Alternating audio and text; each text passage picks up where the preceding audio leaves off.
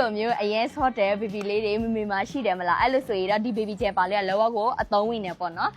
ဒီ baby လေးဆိုရင်အရင်ဆော့တယ်ပေါ့နော်ဒီကျဲပါလေးမှာဆိုလို့ရှိရင်သူကအယုတ်လေးတွေပါတယ်အတန်လေးတွေပါတယ်ပေါ့နော်ဒီလိုမျိုး baby လေးကစားလို့ရတဲ့ဟာလေးတွေပါမယ်ပြီးတော့ဒီဇိုင်းလေးရဆိုလို့ရှိရင်သူက၄တောက်ပေါ့နော်နောက်တစ်မျိုးကကျတော့ဒီလိုမျိုးအဝိုင်းလေးလည်းရှိမယ်ပေါ့နော်ကဲဒီလိုမျိုးပီချီလေးတွေပါမှာပဲဖြစ်ပါရဲ့ရှင်ဒါလေးဆိုရင်လည်း baby လေးကစားလို့ရတယ်ဒီလိုမျိုးဆိုရင်လည်းပဲပေါ့နော်ကစားလို့ရတယ်ပြီးတော့ဒါလေးဆိုရင်ခုံလိုက်ရင်လည်းအရင်ခုံတော့တော်ကြားဆိုရင်လေ baby လေးအရင်ဟိုမှာပျော်နေတာတိလားနော် baby နော်